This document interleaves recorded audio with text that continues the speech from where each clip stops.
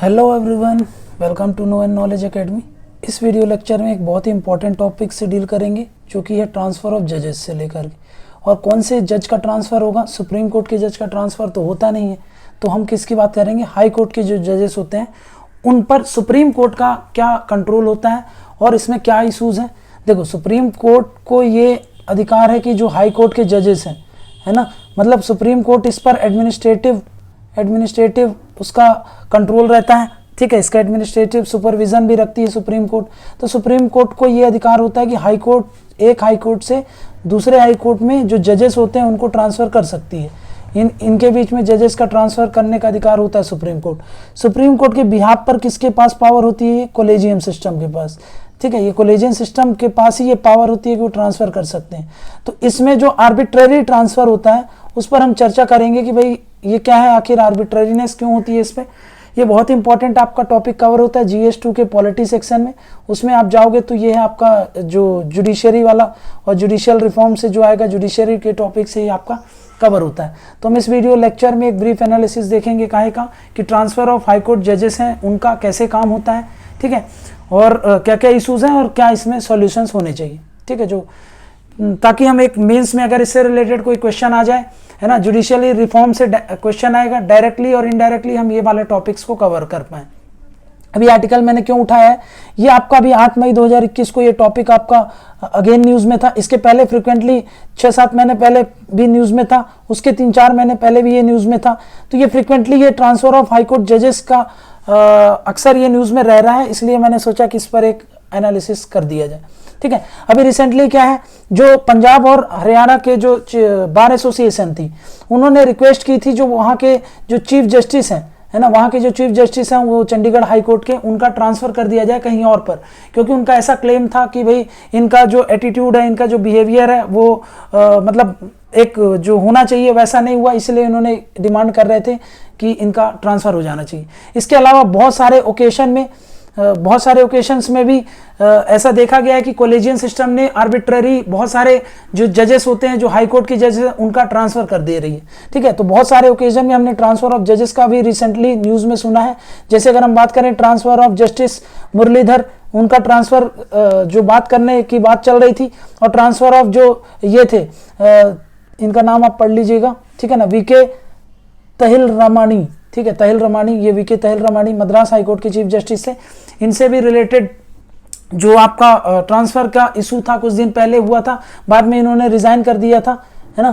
इन्होंने एक बार क्या किया था, इनको ट्रांसफ़र करने का ऑर्डर आया था, ऑर्डर के बाद इन्होंने एक बार रिकंसिडर के लिए भेजा था कोलेजियम को, कोलेजियम ने वापस से वही डिसीजन लिया, ट्रांसफ़र करने का ही बोला, ठीक है, और मना कर दिया इनको, मतलब इनका ट्रांसफ़र रोकने से मना कर दिया, तो बाद में इन्होंने रिज़ाइन कर दिया। तो ऐसा क्यों हो रहा है, ठीक है, ये फ्रिक्वेंटली ऐसा अक्सर न्यूज़ में क्यों आ रहा है? क्या ये matter of as a punishment उनको किया जा रहा है? क्यों किया जा रहा है? यही सब हम इस लेक्चर में देखेंगे, ठीक है। लेकिन अब हमको पॉलिटिकल एंगल और ये सब वो उस पर नहीं देखना, हमको कॉन्स्टिट्यूशनल एंगल क्या है और हमारे एग्जाम पॉइंट ऑफ व्यू से क्या पता होना चाहिए, उतना ही देखेंगे, ठीक है। बाकी चीज़ें आप न्यूज़ में अक्सर पढ़ते हो, वो आप वहाँ से आप समझ जाओगे, ठीक है, कि भाई उसमें जो आर्बिट्ररीनेस क्यों है, ये वाला एंगल हम समझेंगे, है ना, कि भाई इसमें क्या हम कर सकते हैं, कैसे इसको थोड़ा रोक सकते हैं, ये वाला एंगल जो हमारे UPSC पॉइंट ऑफ व्यू से इंपॉर्टेंट है, स्टेट PCS के पॉइंट ऑफ व्यू से इंपॉर्टेंट है, वो वाले एंगल से देखेंगे, ठीक है। पॉलिटिकल एंगल से इस टॉपिक को हम नहीं देखेंगे। अब देखो प्रोसीजर क्या है ट्रांसफ़र ऑफ जजेस का, ठीक है। तो अगर हम बात करें आर्टिकल 222 के तहत, ठीक है ना, तो कॉन्स्टिट्यूशन में आर्टिकल 222 में ये मेंशन है जो कि डील करता है प्रोसीजर ट्रांसफ़र ऑफ जजेस से रिलेटेड, है ना। एक हाई कोर्ट से दूसरे हाई कोर्ट में जब जजेस को ट्रांसफ़र किया जाता है तो उससे रिलेटेड जो प्रोसीजर है वो है आर्टिकल 222 में, जो कि इंडियन कॉन्स्टिट्यूशन में मेंशन है। अगर हम बात करें अंडर आर्टिकल 222 में, तो उसमें ये पावर किसके पास दी है कि ट्रांसफ़र कौन कर सकता है? तो ये पावर दी गई है प्रेसिडेंट को। तो प्रेसिडेंट के पास ही पावर होती है कि वो ट्रांसफ़र कर सकता है किसी भी हाई कोर्ट के जज को दूसरे हाई कोर्ट के एज अ जज के लिए, है ना। ये एक हाई कोर्ट है और ये दूसरा हाई कोर्ट है। एक हाई कोर्ट से दूसरे हाई कोर्ट को ट्रांसफ़र करने की पावर सिर्फ और सिर्फ प्रेसिडेंट के पास, ठीक है। लेकिन ऐसा बोला गया कि जब भी प्रेसिडेंट ट्रांसफ़र करेंगे तो वो कंसल्ट करेंगे किससे? चीफ जस्टिस ऑफ इंडिया से। मतलब चीफ जस्टिस ऑफ इंडिया से कंसल्ट किए बिना प्रेसिडेंट क्या कर सकते हैं? ट्रांसफ़र नहीं कर सकते, ठीक है ना। तो ये बात भी याद रखना। अब एक चीज़ बात यहाँ पे, अगर आप किसी भी जज को ट्रांसफ़र करते हो तो उसको कंपनसेटरी अलाउंस वगैरह भी देना पड़ेगा उसको, एंटाइटलमेंट, ये उसको पूरा ये बोला गया है कॉन्स्टिट्यूशन में ही कि भाई कोई भी जज जिसको ट्रांसफर किया जाता है वो एंटाइटल्ड है to receive a compensatory allowance, ठीक है ना, उसको एक कंपनसेटरी अलाउंस वगैरह रिसीव करने के लिए वो एंटाइटलमेंट, ये भी इसमें लिखा है। कौन करेगा? प्रेसिडेंट करेंगे, किसके बोलने पर, मतलब किससे कंसल्ट करने के बाद? चीफ जस्टिस से, ठीक है ना। चीफ जस्टिस अकेले ही अपनी मर्जी से नहीं बोल देंगे, तो चीफ जस्टिस किससे करते हैं? कंसल्ट करते हैं सीनियर मोस्ट जज जो होते हैं, है ना, वो जो सीनियर मोस्ट जजेस होते हैं उनसे कंसल्ट करते हैं, ठीक है। किसके? मान लो कि भाई, अगर मान लो कि भाई चीफ जस्टिस को ही, देखो ऐसा होता है रियलिटी में, मैं आपको बता रहा हूँ, इसमें तो जो लिखा है वो ठीक है, ये तो लिखा हुआ है, लेकिन रियलिटी में क्या फॉलो होता है, ये है चीफ जस्टिस ऑफ इंडिया और ये पीछे है उनका कोलेजियम, है ना, मतलब यहाँ पे सीनियर मोस्ट जज जो होते हैं, सीनियर मोस्ट जज। मैंने आपको पहले भी बताया था कि भाई कोलेजियम सिस्टम में 4 जजेस होते हैं, 4 सीनियर मोस्ट जजेस होते हैं, उनसे कंसल्ट करने के बाद ये नाम प्रपोज करते हैं जो आपका मिनिस्ट्री ऑफ लॉ होती है ना, लॉ मिनिस्ट्री को, फिर लॉ मिनिस्ट्री इसको फॉरवर्ड करती है पीएमओ में, पीएमओ के बाद फॉरवर्ड करने के बाद पीएम इसको लेकर के प्रेसिडेंट के पास दे देते हैं, प्रेसिडेंट फिर उसको जो भी ऑर्डर होता है वो निकाल देते हैं कि भाई हाँ चलो एक इनका ट्रांसफर किया जा रहा है, ठीक है। अब देखो यहाँ पे क्या है, कॉन्स्टिट्यूशन में क्या लिखा है कि मान लो कि भाई ये हाई कोर्ट है ना, इसमें चीफ जस्टिस को ट्रांसफर कर रहे हैं, एक दूसरा हो सकता है कि नॉर्मल जज को, है ना, जज है जो, ठीक है। तो ये बोल रहा है कि मान लो जब इस जज को ट्रांसफर करना है तो चीफ जस्टिस ऑफ इंडिया, ये सीजेआई है ना, ये सीजेआई है, और नीचे मान लो ये हाई कोर्ट है, इस हाई कोर्ट का कोई चीफ जस्टिस भी होगा, और मान लो ये जज है, इसको ट्रांसफर कर रहे हो, तो जब आप इस जज को ट्रांसफर करोगे तो सीजेआई कोलेजियम से तो कंसल्ट करते ही करते हैं, उसके अलावा ये किससे कंसल्ट करते हैं? ये वाला जो चीफ जस्टिस होगा, ये वाला, है ना, इस हाई कोर्ट का जो चीफ जस्टिस होगा उससे भी कंसल्ट करते हैं।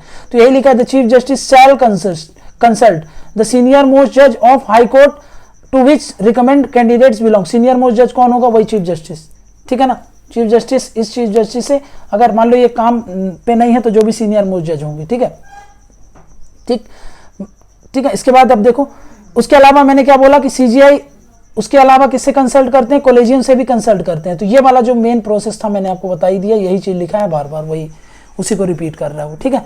तो ये वाला आप याद रखो, और एक नीचे याद रख लेना, सीजीआई को जब ट्रांसफर करते हैं, है ना, इस सीजीआई को, तो इसके बाद जो सीनियर मोस्ट जज होगा उससे कंसल्ट कर देंगे।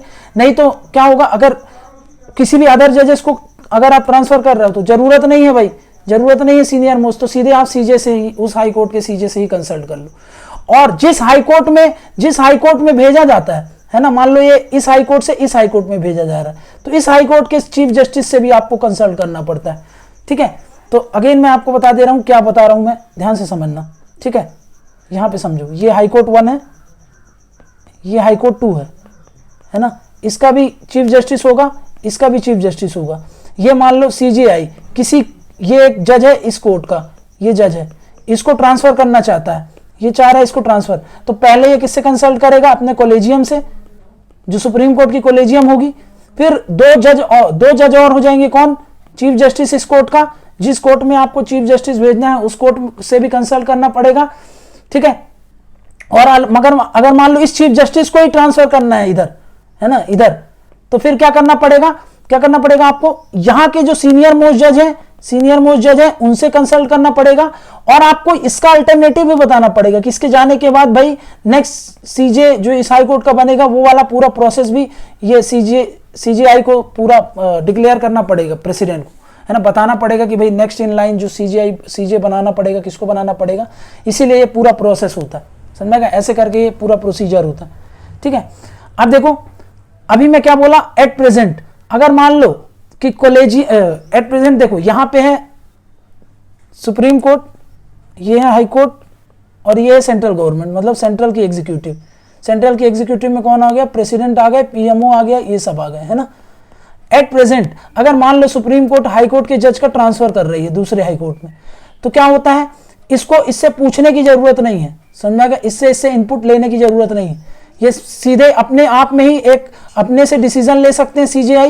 सीजीआई इन वो वाली प्रोसेस तो फॉलो करनी पड़ेगी, कौन सी? कंसल्ट करने की। बिना कंसल्ट के अगर ये प्रेसिडेंट को बोलेंगे तो प्रेसिडेंट उस सीजीआई की जो रिक्वेस्ट होती है उसको नहीं मानेंगे, कैंसिल भी कर सकते हैं। लेकिन अगर पूरी प्रोसेस फॉलो करके अगर सीजीआई करेंगे तो प्रेसिडेंट को करना पड़ता है, ठीक है। अब मैं क्या बोल रहा हूँ, एट प्रेजेंट कॉलेजियम को कोई भी इनपुट लेने की जरूरत नहीं पड़ती गवर्नमेंट से, मतलब एग्जीक्यूटिव से ट्रांसफर ऑफ जजेस के लिए, है ना। मतलब क्या होता है कि देखो, अब मान लो मैंने आपको प्रोसेस तो बता ही दी, अब मान लो कि कंसल्ट कर रहे हैं कौन, सीजीआई ने कंसल्ट कर लिया, इससे सीजीआई ने कंसल्ट कर लिया, हाईकोर्ट के जजेस से भी, दोनों हाईकोर्ट के जजेस से भी कंसल्ट करने के बाद मैंने आपको बताया ये जो रिकमेंडेशन होगा उसको फॉरवर्ड कर दिया जाएगा लॉ मिनिस्टर के पास, मतलब लॉ मिनिस्ट्री के पास, वो फिर फॉरवर्ड कर देते हैं प्राइम मिनिस्टर मतलब पीएमओ के पास, पीएमओ के बाद फिर पीएम एडवाइस करते हैं प्रेसिडेंट को कंसर्निंग द ट्रांसफर ऑफ वो जो भी हाईकोर्ट के जज को ट्रांसफर करना है। जो प्रोसेस है वो मैंने आपको बता ही दी थी पहले, है ना। अगर मान लो अप्रूवल कर दिया ट्रांसफर का, ऑन अप्रूवल ऑफ ट्रांसफर एक नोटिफिकेशन इशू किया जाता है ऑफिशियल गैजेट में, जिसमें मतलब प्रेसिडेंट क्या करेंगे, प्रेसिडेंट ने एक ऑर्डर साइन कर दिया ना कि हाँ भाई ट्रांसफर होगा, अब जब ये ऑर्डर साइन कर दिया उसके बाद एक गैजेट नोटिफिकेशन निकाला जाता है। गैजेट नोटिफिकेशन में ये लिखा रहेगा कि हाँ भाई ये व्यक्ति है, इसको, इस जज को इस हाईकोर्ट से दूसरे हाईकोर्ट में इस तारीख से ज्वाइन करना है, मतलब इनका ट्रांसफर कर दिया जा रहा है, तो वो ऑफिशियल गैजेट में उसको छाप दिया जाता है, ठीक है ना। अगर मैंने बताया ना कि अगर मान लो आप चीफ जस्टिस ऑफ उस किसी भी हाईकोर्ट के चीफ जस्टिस को आप ट्रांसफर कर रहे हो, तो उसका रिप्लेसमेंट कौन होगा, मतलब नेक्स्ट चीफ जस्टिस को किसको अपॉइंट किया जाना है, वो सब भी आपको बताना पड़ेगा। ये सब किसका काम है, चीफ जस्टिस ऑफ इंडिया को इंश्योर करना है ये, ठीक है। अब देखो, ठीक है ना, अब मैंने बोला कि भाई चीफ जस्टिस किसी भी हाई कोर्ट का, मैंने बोला ना कि इससे भी कंसल्ट करना जरूरी होता है, जिस हाई कोर्ट से ट्रांसफर कर रहे हो, जिस हाई कोर्ट में ट्रांसफर कर रहे हो, इस हाई कोर्ट से अगर इस हाई कोर्ट में ट्रांसफर कर रहे हो तो दोनों के जो चीफ जस्टिस होंगे उनसे कंसल्ट करना ही पड़ेगा, किसको, चीफ जस्टिस ऑफ इंडिया को, बिफोर ट्रांसफरिंग द जज of that high court, that particular high court, इस पर्टिकुलर हाई कोर्ट की, ठीक है। तो यही बोला, the opinion of chief justice is determinative in matters of concerning the transfer, ठीक है। इनसे भी कंसल्ट करना है और फिर उसके बाद फाइनल जो ये चीफ जस्टिस ऑफ इंडिया जो प्रपोजल भेज देंगे वो प्रेसिडेंट को, वो तो मान्य होता है, ठीक है ना। एक बार बस आप रिकंसिडर के लिए भेज सकते हो कॉलेजियम की एडवाइस को, वापस से अगर भेज दिया गया तो फिर प्रेसिडेंट को वही ऑर्डर निकालना पड़ता है, ठीक है ना। अब एक चीज याद रख लेना है आपको कि जब भी प्रोसीजर, जब भी ट्रांसफर किया जाता है तो तीन चीजें ध्यान में रखी जाती है ना, तीन चीजों को ध्यान में रखते हैं कि पहला, अगर हम किसी जज को ट्रांसफर कर रहे हैं, है ना, तो वो जज का कभी भी ट्रांसफर किया जाता है तो as a matter of punishment नहीं होना चाहिए, मतलब प्यूनिटिव नहीं होना चाहिए, पहली बात ये याद रखो, as a matter of punishment नहीं होगा, पहला पॉइंट, प्यूनिटिव नहीं होना चाहिए। दूसरा, पब्लिक इंटरेस्ट पर होना चाहिए, है ना, आर्बिट्ररीनेस नहीं होनी चाहिए, वेस्टेड इंटरेस्ट नहीं होना चाहिए, मेलाफाइड इंटेंशन नहीं होना चाहिए, मतलब अगर आप ट्रांसफर कर रहे हो तो उससे कुछ पब्लिक इंटरेस्ट सर्व हो इसलिए आप उसको ट्रांसफर कर रहे थे, ऐसा होना चाहिए।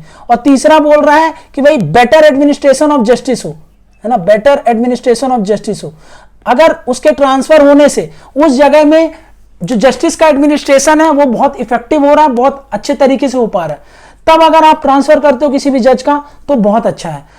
इसके अलावा जो भी प्रोसेस अगर आप फॉलो करते हो तो उसको अनजस्टिफाइड मान लिया जाता है ना। अगर आप इन बेस के आधार पर अगर किसी जज को ट्रांसफर करते हो तो भाई वो जस्टिफाइड है, अन्यथा वो अनजस्टिफाइड है। समझ में आ गया? तो यही लिखा है, how ever the transfer must be in the interest of the public at large, और दूसरा एडमिनिस्ट्रेशन ऑफ जस्टिस, और तीसरा पेनिटेटिव नहीं होना चाहिए। समझ में आ गया? तो ये है आपका मेन चीज है, ठीक। तो अब इसमें होता क्या है, मैंने आपको बताया ना, कॉलेजियम क्या होता है, कॉलेजियम के पास बहुत पावर है ना, कॉलेजियम के पास पावर होती है, तो कॉलेजियम अक्सर क्या होता है, आर्बिट्ररीनेस शो करती है ना, आर्बिट्ररीनेस ट्रांसफर ऑफ जजेस होता है। अक्सर बहुत बार ऐसा देखा गया है कि बहुत बार हाई कोर्ट के जज क्या होते हैं, रिजाइन कर देते हैं, क्योंकि वो, अब सोचो ऐसी हाई कोर्ट में काम कर रहे हैं जहां पर लगभग 75 जजेस हैं एक बार में, और वो ऐसी जगह उनका ट्रांसफर कर देते हैं, छोटी सी जगह जहां पर अभी अभी न्यूली स्टैब्लिश हुई है ना, नई सुप्रीम कोर्ट, नई हाई कोर्ट स्टैब्लिश की है ना, नई हाई कोर्ट, जैसे कि मान लो अभी जो आपका तेलंगाना, आंध्र प्रदेश में जो नई नई हाई कोर्ट्स बनी है, और ऊपर से मान लो किसी भी स्टेट में अगर नई हाई कोर्ट बनी गई है, तो उस जगह में अगर आप ट्रांसफर कर दे रहे हो कई जजेस का, तो ऐसा उनको लगता है कि भाई हमारा ये डिमोशन है, प्रमोशन नहीं है, ठीक है। वो बात अलग है कि भाई देखो, इंडिया में जो भी जितनी भी हाई कोर्ट है ना, वो सब एक बराबर होती हैं, कोई भी हाई कोर्ट किसी से बड़ी नहीं, कोई किसी से छोटी नहीं, सबका एक बराबर स्टेटस होता है।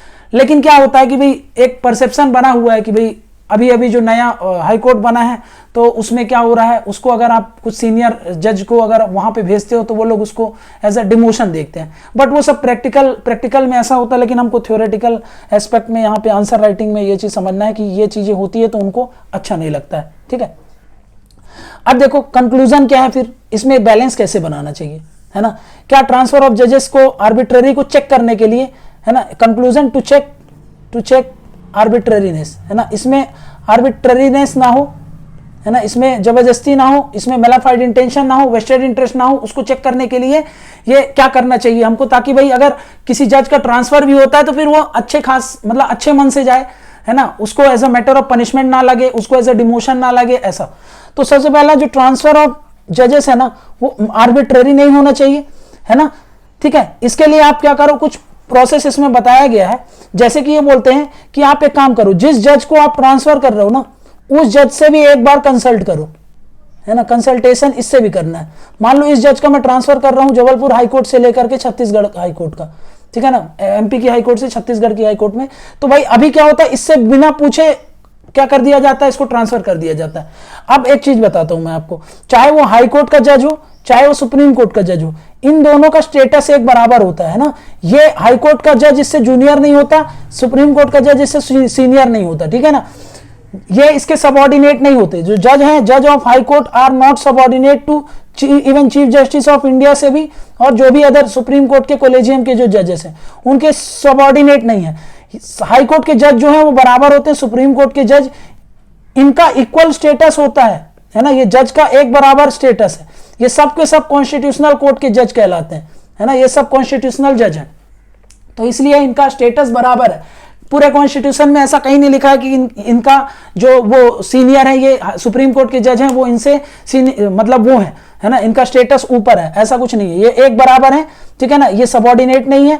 तो इसलिए क्या होता है, जब भी इस जज का ट्रांसफर कर रहे हैं, है ना, इस जज का ट्रांसफर कर रहे हैं तो इससे कंसल्ट करना भी जरूरी होता है, इसका कंसेंट लेना भी जरूरी है, क्या ये व्यक्ति रेडी है इस चीज के लिए, समझा क्या, ठीक है ना। तो अगर आप ऐसा करोगे तो एक तरीके का आर्बिट्ररीनेस है, उसको हम कंट्रोल कर सकते हैं, उसको हम एक क्या कर सकते हैं, उसको थोड़ा सा चेक कर सकते हैं, और इससे एक बेटर पिक्चर भी जाएगी पब्लिक में, है ना। अभी क्या होता है, पब्लिक इसको फिर गलत इंटरप्रेट करने लगती है, ठीक है, क्वेश्चन उठने लगते हैं कॉलेजियम सिस्टम में, इसकी ट्रांसपेरेंसी में।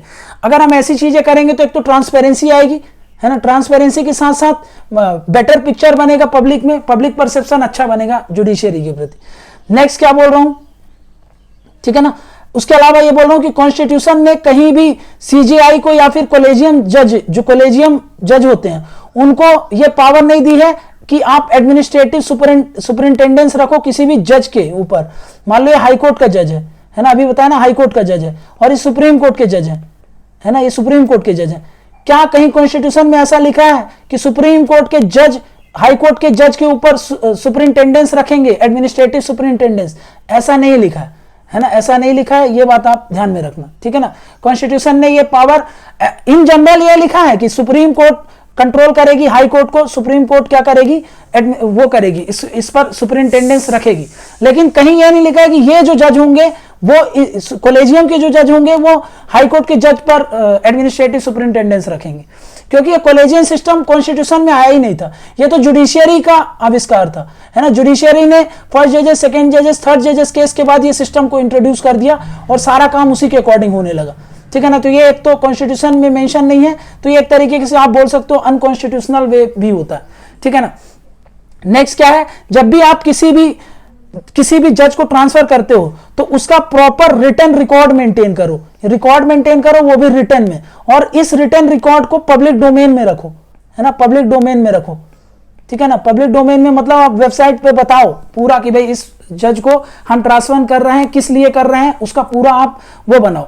एक अभी क्या होता है, आर्बिट्रेरीनेस बहुत ज्यादा है, तो कुछ भी फिर पता नहीं है हमको कि किस आधार पर ये लोग ऐसा कर देते हैं। तो एक क्या हो, स्टैंडर्ड ऑपरेटिंग प्रोसीजर और एसओपी होनी चाहिए ट्रांसफर को लेकर के, तो सबको पता रहे, सारे जज को पता रहे कि ऐसे ऐसे केसेस में ट्रांसफर हो सकते हैं, ये प्रोसेस है ना, ये पूरा प्रोसीजर पता होना चाहिए, स्टैंडर्ड ऑपरेटिंग पूरा प्रोसीजर होना चाहिए काहे को लेकर के, ट्रांसफर जब भी हाई कोर्ट के जज को आप ट्रांसफर करते हो, एक एसओपी पूरी पब्लिक डोमेन में हो, ताकि सबको पता हो कि भाई हाँ ऐसा ऐसा है, ये पूरी ट्रांसफर की प्रोसेस है, ये कुछ क्राइटेरिया है जिनके आधार पर ट्रांसफर्स भी होते हैं, ठीक है।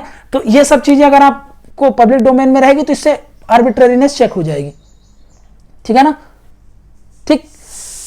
तो इसके अलावा क्या बोल रहा हूं कि भाई अगर ये आर्बिट्रेरीनेस जो होती है सुप्रीम कोर्ट के पास रहेगी, है ना। ये आर्बिट्रेरीनेस अगर रहती है सुप्रीम कोर्ट के पास कि वो ट्रांसफर करती रहे फ्रिक्वेंटली हाई कोर्ट के जजेस को, तो उससे क्या होता है, उनका एक जो हाई कोर्ट के जज हैं उनका एक सबऑर्डिनेट स्टेटस, ऐसा पब्लिक में एक परसेप्शन जाता है, एक मतलब एक ऐसा इमेज जाती, ठीक है। तो ये चीज भी ना हो, हमको जो जस्टिस है उसका एक छवि जो होता है, जो लोगों में एक छवि होती है, उसको बना के रखने की भी जरूरत, समझा क्या।